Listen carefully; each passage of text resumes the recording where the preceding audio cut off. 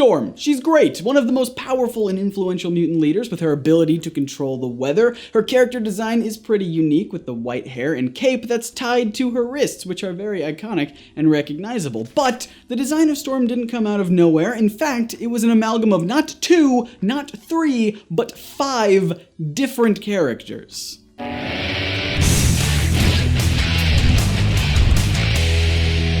We're back talking about more real-world origins of X-Men this week. Some of you have dubbed it Mutant Mayhem, because it's May. We're talking about mutants. I love it.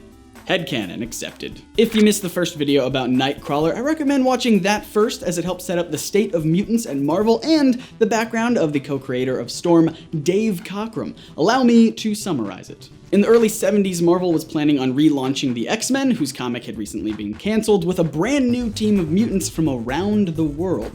One of the people tasked with creating the new characters for this team was Dave Cockrum, who at that point had just ended his work at DC Comics to work for Marvel. While at DC, Cockrum had pitched a new series called The Outsiders, Different Outsiders, which would have been a spin-off of the Legion of Superheroes book that he had worked on. He created a bunch of new characters for the book, but DC simply rejected the idea, so Cockrum stowed his creations away in a scrapbook that he kept of potential character ideas, hoping that he'd get a chance to use them someday. Which he did with the X-Men. Sort of. When Dave Cockrum and Len Wein were coming up with a new female mutant for the X-Men, they turned to Cockrum's old creations. The base character, who Storm was modeled after, according to Cockrum, was Black Cat. Different Black Cat. This one, in fact, she was supposed to be a character who could transform into any feline she wanted, including a half-human, half-cat hybrid creature. But Marvel had already introduced a new female cat-like hero around this time named Tigra, so Black Cat was a no-go. However, Cockrum and Wein liked her costume a lot, so they kept it and started adding more pieces to the puzzle, which would eventually become Storm. And this is when Cockrum turned his attention to his failed Outsiders idea.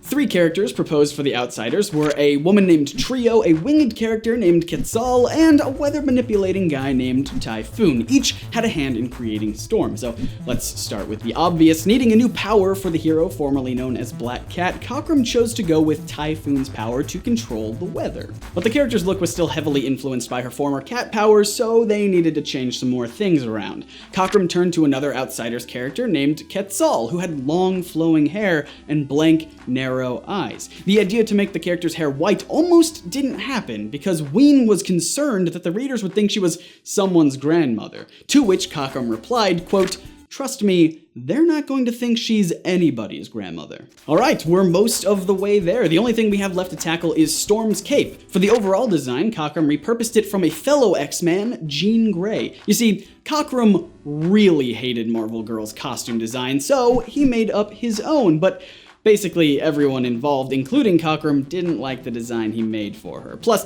Jean Grey wasn't originally going to be a main player in this new X-Men title anyway, so they didn't move forward with the redesign at this time.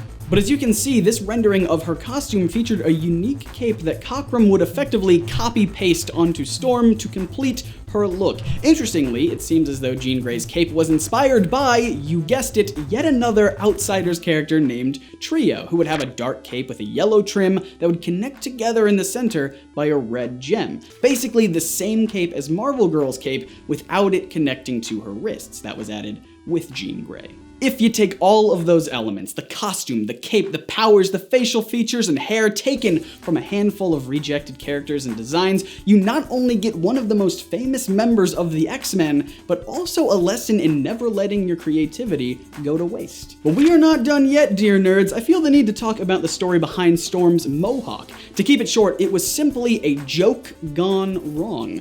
Storm was going to get a new look in the comics anyway, but the ideas were still being thrown around for what exactly that would be. Paul Smith, who was working on X-Men at the time, mocked up a bunch of designs, but it was one in particular that stood out. I'll let him tell it. As a joke, I included a shot of her as Mr. T. You know, the kind of shot where they have to go the other way.